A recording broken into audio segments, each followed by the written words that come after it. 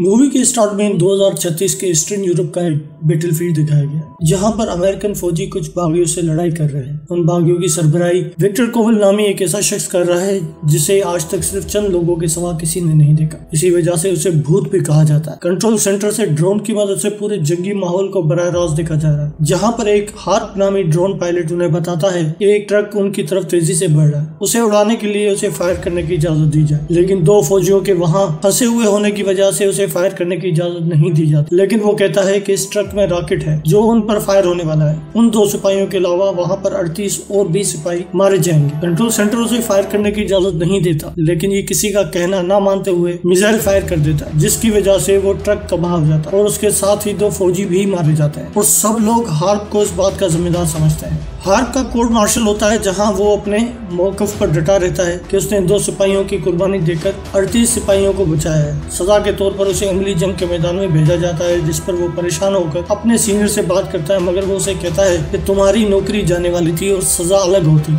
उसने उसे बचाया है। उसने डायरेक्ट ऑर्डर्स नहीं माने, इसलिए उसे मजीद ट्रेनिंग के लिए अमली मैदान में भेजा जा रहा है और वहाँ कैप्टन लियो उसका इंचार्ज होगा। हार्प को फील्ड में भेजते हैं जहाँ उसकी मुलाकात कर्नल एकॉर्ड से होती है, जो उसे कहता है कि लियो उन जैसा नहीं, उसे बहुत मोहतात रहने की जरूरत है। अगर वो बच गया तो एयरफोर्स को एक अच्छा पायलट मिल जाएगा, नहीं तो उसकी कहानी निकम्मे पायलट्स को डराने के काम आएगी। तुम्हारी वजह से दो जाने गई हैं, तुम्हें तो जेल में होना चाहिए। वो उसे कैप्टन लियो का पता बताता है। हार्प कैप्टन लियो को ढूंढते हुए ब्लॉक में पहुँचता है। रास्ते में जदीद रोबोट सोल्जर्स को देखते हुए वो आगे बढ़ता है। कैप्टन लियो अपने काम में मुतवज्जा है। हार्प उसे अपनी तरफ मुतवज्जा करता है। कैप्टन लियो उसे उसके बारे में पूरी डिटेल बताता है कि उसे वो अच्छे तरीके से जानता है, उसकी पूरी हिस्ट्री उसके पास मौजूद है। वो इसे इसी वक्त अपने साथ एक मिशन पर ले जाना चाहता है जिसमें उन्हें कॉलरा की वैक्सीन शहरियों तक पहुँचानी है। हार्प उसे बताता है कि वो कभी भी जंग के मैदान में नहीं गया और इस मामले में वो एक अच्छा फौजी नहीं है। कैप्टन लियो उसे अपनी बातों से बावर कराता है। वो एक फौजी होने के साथ साथ शहरियों की तकलीफ और परेशानी को महसूस करता है और किसी तरीके से वैक्सीन वहां तक पहुंचाना चाहता है। वो हार्प से विक्टर कोवल के बारे में पूछता है। हार्प उसे बताता है कि वो बागियों का सरबराह है।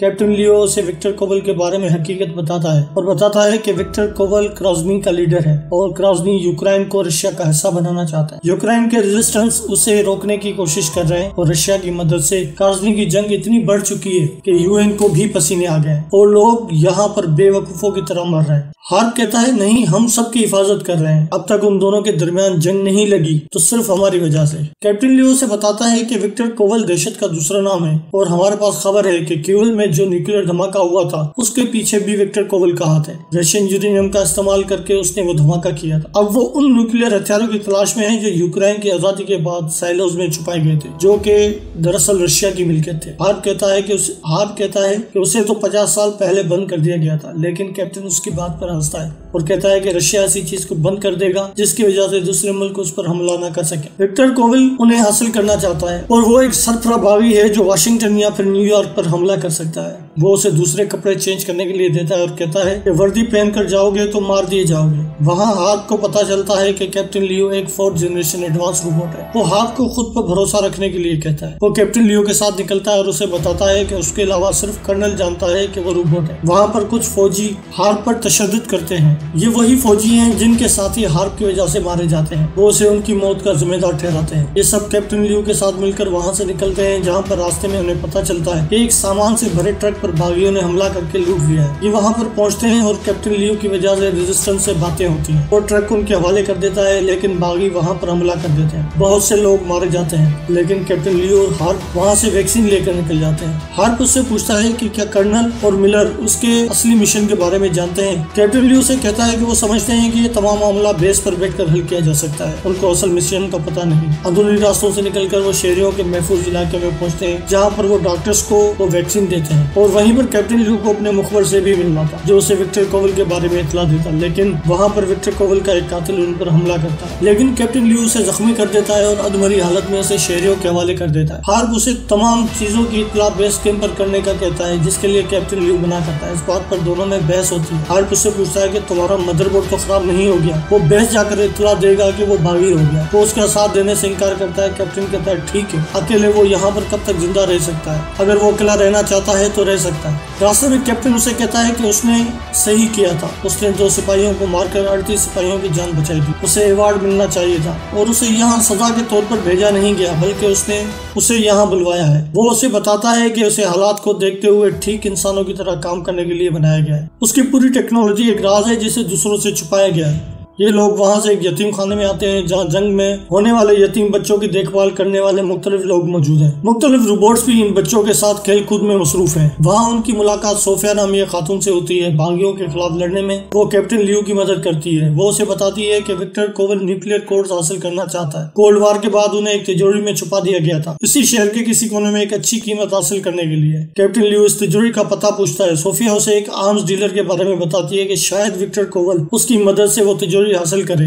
वो ओशलेक से मिलने के लिए वहाँ से जाते हैं। सोफिया हार्प को बताती है कि तमाम बच्चे उनके ड्रोन्स की मदद से फेंके गए मिसाइल की वजह से ही यतीम हुए हैं। हार्प बच्चों को देखकर इमोशनल फील करता है। सोफिया उन्हें लेकर एक बाजार में आती है जहाँ ओशलेक की गाड़ी नजर आती है। ये लोग ओशलेक के आदमियों से उसका पता पूछते हैं। लड़ाई होती है और ओशलेक भागने की कोशिश करता है, जिसे बिलाखिर वो पकड़ लेते हैं और विक्टर कोवल के बारे में पूछते हैं। ओशलेक उन्हें विक्टर कोवल का पता बताता है। सोफिया ओशलेक को मार देती है। ये ओशलेक की गाड़ी लेकर वहाँ जाते हैं। कैप्टन लियू उसे अपने जिस्म में से ट्रैकर निकालने का कहता है, जिसे हार्प वहां से निकालता है क्योंकि कैप्टन लियू से कहता है कि रशियंस के पास उसे ट्रैक करने का सिस्टम है और अगर उसका शट डाउन हो गया तो विक्टर कोवल आसानी से निकल जाएगा। दोनों बैंक में छुपे कोवल के लोगों पर हमला करते हैं, उनसे कोड छीनने की कोशिश करते हैं जिसमें आम शहरी भी मारे जाते हैं। हार्प का राब्ता कर्नल एकार्ड से होता है और हार्प उसे बताता है कि कोवल इस बिल्डिंग में है। कर्नल उन्हें वहां से निकलने का कहता है और बिल्डिंग पर ड्रोन से हमला करता है। कर्नल की नजर में कैप्टन लियू इस मुकाबले में मारा जाता है और विक्टर कोवल भी, लेकिन कैप्टन लियू जिंदा है और वो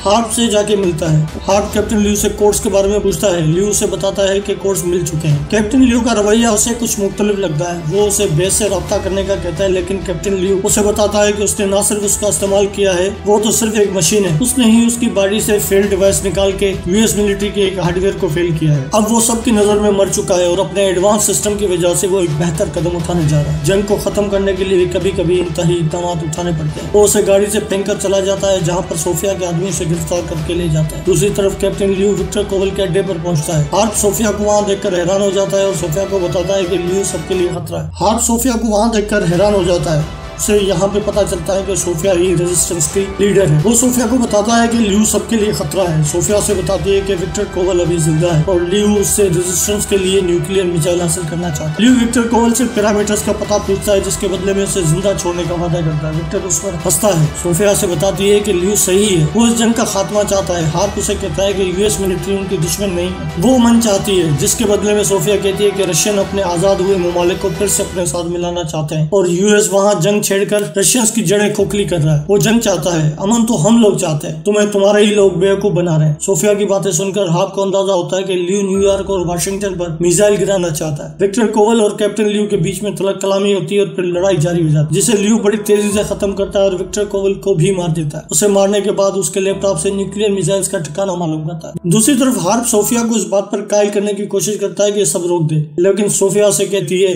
इस बार अमेरिका के इतने लोग मरेंगे कि अमेरिका जंग छेड़ना ही भूल जाएगा। वो हार्प को आजाद कर देती है और उसे जाने का कहती है। हार्प बेस कैंप पर आता है और कर्नल को तमाम बातों से आगाह करता है। उसे बताता है कि लियू जिंदा है और बागी हो गया है। मिलर और कर्नल उसे कहते हैं कि न्यूक्लियर मिसाइल वाली बात अफवाह है, लेकिन हार्प उन्हें बताता है कि उसने खुद बैंक रॉबरी देखी और ये सब हकीकत है और लियू अमेरिका पर हमला करना चाहता है। वो हार्प की बातें सुनकर परेशान हो जाते हैं कि अब लियू को किस तरह से ढूंढे। हार्प बताता है कि ओशलेक की गाड़ी उसके पास है। वो अपने कंट्रोल बेस पर कॉल करता है और उनसे मदद मांगता है। गाड़ी ढूंढने के लिए बेल उसकी मदद करने पर राजी होती है। लियू की गाड़ी का पता चल जाता है। कर्नल उसे बताता है कि वो रशिया के बॉर्डर के नजदीक ऐसी जगह पर है जहाँ पर वो फौज नहीं भेज सकते, अगर भेजेंगे तो रशिया के साथ जंग छिड़ सकती है। हार्प अकेला वहाँ जाता है। मिलर उसे कुछ ऐसी गोलियां देता है जिसकी मदद से वो लियू को कुछ नुकसान पहुंचा सकता है। हार्प एक सेलोज में पहुंचता है जहाँ पर लियू की मौजूदगी का यकीन है। कर्नल उसे उसे कंफर्म रिपोर्ट देने का कहता है ताकि वो सही वक्त पर वहां हमला कर सके। लियो मिसाइल के नजदीक पहुंच चुका है और कोर्स को मिसाइल में फिट करता है। उसे वहां पर किसी के आने का अंदाजा होता है और वो छुप जाता है, लेकिन हार्प को देखकर उस पर हमला करता है। हार्प उसे रोकने की कोशिश करता है लेकिन उसका मुकाबला नहीं कर पाता। लियो मिसाइल स्टार्ट कर देता है। इसी दौरान हार्प को होश आ जाता है और वो लियो पर फायर करता है। हेवी पावर की गोलियों की वजह से वो भी वहीं गिर जाता है। हार्प मिसाइल बंद करने की कोशिश करता है लेकिन नहीं कर पाता। वो उसे बंद करने का कहता है, उसे एहसास दिलाता है कि लाखों लोग मारे जाएंगे। लियो उसे कहता है कि जब 38 को बचाते हुए उसने 2 को मरने दिया था तब नहीं सोचा था यहाँ भी लाखों के मरने से करोड़ों बच जाएंगे। अमेरिका कभी जंग करने की ताकत नहीं रखेगा। कर्नल वहां पर ड्रोन हमला करने के लिए तैयार होता है। वो हार्प को वहां से निकल जाने का कहता है लेकिन वो नहीं सुनता। बिला आखिर वो आखिरी चंद सेकंडों में वहां से निकलता है। एक जोर का धमाका होता है और सब ठीक हो जाता है। मिसाइल प्रोग्राम डीएक्टिवेट हो चुका होता है। हार्प वापस बेस कैंप पर लौट आता है।